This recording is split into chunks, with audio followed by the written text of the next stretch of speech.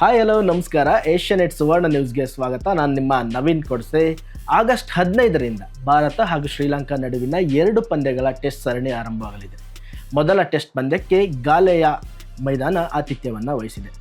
ಈ ಒಂದು ಟೆಸ್ಟ್ ಸರಣಿ ಹಲವು ಕಾರಣಗಳಿಗೆ ಮಹತ್ವವನ್ನು ಪಡೆದುಕೊಂಡಿದೆ. ಯಾಕಂದರೆ ಭಾರತ ತಂಡದ ಈಗಿನ ಪ್ರದರ್ಶನ ನೋಡಿದ್ರೆ ಮೇಲ್ನೋಟಕ್ಕೆ ಈ ಸರಣಿ ಗೆಲ್ಲುವ ನೆಚ್ಚಿನ ತಂಡವಾಗಿ ಭಾರತ ಗುರುತಿಸಿಕೊಂಡಿದೆ. ಆದರೆ ಕಳೆದ 2 ವರ್ಷಗಳಲ್ಲಿ ಟೆಸ್ಟ್ ಸರಣಿಯಲ್ಲಿ ಟೀಮ್ ಇಂಡಿಯಾ ಅನುಭವಿಸಿದಂತಹ ಪ್ರದರ್ಶನವನ್ನು ಗಮನಿಸಿದರೆ ಶ್ರೀಲಂಕಾದ ಎದುರಿನ ಟೆಸ್ಟ್ ಸರಣಿ ಕೂಡ ಟೀಮ್ ಇಂಡಿಯಾಗೆ ಅಷ್ಟೇನು ಸುಲಭವಿಲ್ಲ ಅಂತ ಹೇಳಿ ಅನಿಸ್ತಾ ಇದೆ. ಯಾಕಂದರೆ 2024 ಅಕ್ಟೋಬರ್ನಲ್ಲಿ ಟೀಮ್ ಇಂಡಿಯಾ ತವರಿನಲ್ಲೇ ನ್ಯೂಜಿಲೆಂಡ್ ವಿರುದ್ಧ 3-0 ಅಂತರದಲ್ಲಿ ವೈಟ್ ವಾಶ್ ಮುಖಭಂಗವನ್ನು ಅನುಭವಿಸಿತ್ತು. ಇದಾದ ಬಳಿಕ ಅದೇ ವರ್ಷದ ಕೊನೆಯಲ್ಲಿ ಭಾರತ ತಂಡ ಆಸ್ಟ್ರೇಲಿಯಾ ಪ್ರವಾಸವನ್ನು ಕೈಗೊಂಡಿತ್ತು. ಬಾರ್ಡರ್ ಗವಾಸ್ಕರ್ ಟೆಸ್ಟ್ ಸರಣಿಯಲ್ಲೂ ಕೂಡ ಟೀಮ್ ಇಂಡಿಯಾ 3-1 ಅಂತರದಲ್ಲಿ ಟೆಸ್ಟ್ ಸರಣಿಯನ್ನು ಕೈಚೆಲ್ಲಿತ್ತು. ಇದಾದ ಬಳಿಕ ಮತ್ತೊಂದು ಸಲ ದಕ್ಷಿಣ ಆಫ್ರಿಕಾ ಎದುರು ಕೂಡ 2-0 ಅಂತರದಲ್ಲಿ ವೈಟ್ ವಾಶ್ ಮುಖಭಂಗವನ್ನು ಅನುಭವಿಸಿದೆ. ಹಾಗಾಗಿ ಕಳೆದ 2 ವರ್ಷಗಳಲ್ಲಿ 3 ಮಹತ್ವದ ಟೆಸ್ಟ್ ಸರಣಿಗಳನ್ನು ಸೋತಿರ್ತಕ್ಕಂಥ ಟೀಮ್ ಇಂಡಿಯಾಗೆ ಇದೀಗ ಶ್ರೀಲಂಕಾ ಕೂಡ ಕಬ್ಬಿಣದ ಕಡಲೆ ಆಗುವಂಥ ಸಾಧ್ಯತೆ ಇದೆ. ಅಂದಹಾಗೆ ಭಾರತ ತಂಡ ಬರೋಬ್ಬರಿ 9 ವರ್ಷಗಳ ಬಳಿಕ ಟೆಸ್ಟ್ ಸರಣಿಯನ್ನು ಆಡಲಿಕ್ಕೆ ದ್ವೀಪ ರಾಷ್ಟ್ರಕ್ಕೆ ಬಂದಿಳಿದಿದೆ. ಭಾರತ ತಂಡದ ಈ ಒಂದು ಟೆಸ್ಟ್ ಸರಣಿ ಸಾಕಷ್ಟು ಕುತೂಹಲವನ್ನು ಕೆರಳಿಸಿದೆ. ಯಾಕಂದರೆ ಗೌತಮ್ ಗಂಭೀರ್ ಮಾರ್ಗದರ್ಶನದಲ್ಲಿ ಟೀಮ್ ಇಂಡಿಯಾ ಈಗಾಗಲೇ ಪ್ರಮುಖ ಟೆಸ್ಟ್ ಸರಣಿಗಳನ್ನು ಸೋತಿದೆ. ಅಂದಹಾಗೆ ಭಾರತ ತಂಡ ಶ್ರೀಲಂಕಾ ನೆಲದಲ್ಲಿ ಬರೋಬ್ಬರಿ 18 ವರ್ಷಗಳಿಂದ ಟೆಸ್ಟ್ ಸರಣಿಯನ್ನು ಸೋತಿಲ್ಲ.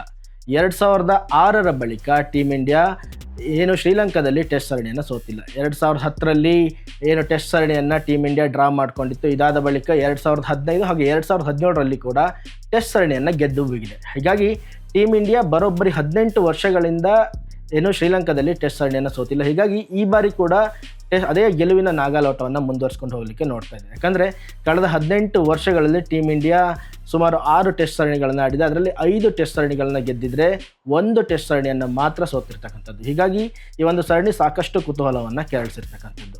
ಇನ್ನು ಭಾರತ ಹಾಗೂ ಶ್ರೀಲಂಕಾ ನಡುವಿನ 2 ಪಂದ್ಯಗಳ ಟೆಸ್ಟ್ ಸರಣಿ ವಿಶ್ವ ಟೆಸ್ಟ್ ಚಾಂಪಿಯನ್ಶಿಪ್ ಫೈನಲ್ ಪ್ರವೇಶಿಸುವ ನಿಟ್ಟಿನಲ್ಲೂ ಕೂಡ ಸಾಕಷ್ಟು ಮಹತ್ವವನ್ನು ಪಡೆದುಕೊಂಡಿದೆ. ಯಾಕಂದರೆ ಟೀಮ್ ಇಂಡಿಯಾ 2025ರಿಂದ 2027ನೇ ಸಾಲಿನ ವಿಶ್ವ ಟೆಸ್ಟ್ ಚಾಂಪಿಯನ್ಶಿಪ್ನಲ್ಲಿ ಇದುವರೆಗೂ 9 ಟೆಸ್ಟ್ ಪಂದ್ಯಗಳನ್ನು ಆಡಿದೆ. ಈ ಪೈಕಿ 4 ಪಂದ್ಯಗಳಲ್ಲಿ ಗೆಲುವನ್ನು ದಾಖಲಿಸಿದೆ. ಇನ್ನು 4 ಪಂದ್ಯಗಳಲ್ಲಿ ಸೋಲನ್ನು ಕಂಡಿದೆ. ಹೀಗಾಗಿ ಇನ್ನೊಂದು ಪಂದ್ಯ ಡ್ರಾನಲ್ಲಿ ಅಂತ್ಯವಾಗಿದೆ.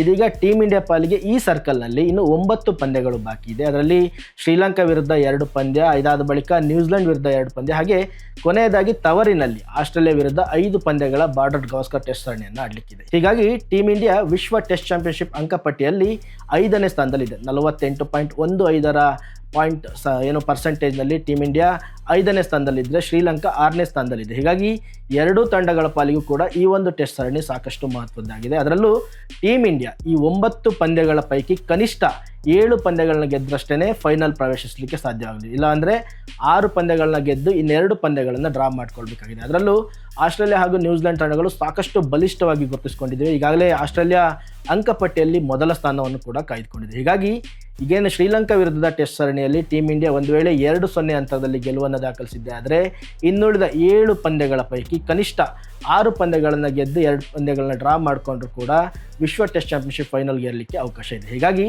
ಈ ಒಂದು ಸರಣಿಯನ್ನು ಶುಭ್ಮನ್ ಗಿಲ್ ಪಡೆ ಉತ್ತಮ ರೀತಿಯಲ್ಲಿ ಬಳಸ್ಕೊಳ್ಳಿಕ್ಕೆ ಎದುರು ನೋಡ್ತಾ ಇದೆ. ಒಟ್ಟಾರೆ ಆಗಸ್ಟ್ 15ರಂದು ಸ್ವಾತಂತ್ರ್ಯ ದಿನಾಚರಣೆ ಎಂದೇ ಆರಂಭವಾಗ್ತಿರುವಂಥ ಈ ಒಂದು ಟೆಸ್ಟ್ ಸರಣಿಯಲ್ಲಿ ಟೀಮ್ ಇಂಡಿಯಾ ಭರ್ಜರಿ ಪ್ರದರ್ಶನ ನೀಡೋದ್ರ ಮೂಲಕ ಶುಭಾರಂಭ ಮಾಡಲಿ, ಹಾಗೆಯೇ ಟೆಸ್ಟ್ ಸರಣಿಯನ್ನು ಕ್ಲೀನ್ ಸ್ವೀಪ್ ಮಾಡಲಿ ಅಂತಕ್ಕಂಥದ್ದು ಕೋಟ್ಯಾಂತರ ಭಾರತೀಯರ ಹಾರೈಕೆಯಾಗಿದೆ. ಕ್ರಿಕೆಟ್ ಹಾಗೂ ಕ್ರೀಡಾ ಜಗತ್ತಿನ ಪ್ರತಿಕ್ಷಣದ ಸುದ್ದಿಗಳಿಗಾಗಿ ನಿರಂತರವಾಗಿ ಭೇಟಿ ಕೊಡಿ asianetsuvarnanews.com.